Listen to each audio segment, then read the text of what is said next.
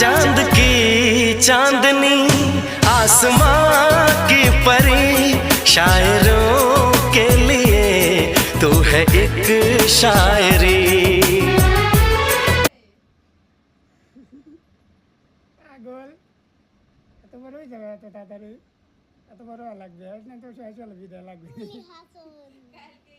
প্রতিদিন প্যাম্পাস কিনতে গেছে বেটার কাছে কয় কেজি ওজন তো কাছে কি ওজন তো মাপা হয় না এটা প্যাম্পাস এ দে দে দে দে লাগে ওজন ওজন নিয়ে ওজন কসে কি হয় তো কসে না তো জানা নাই তো মিটারের পর তুই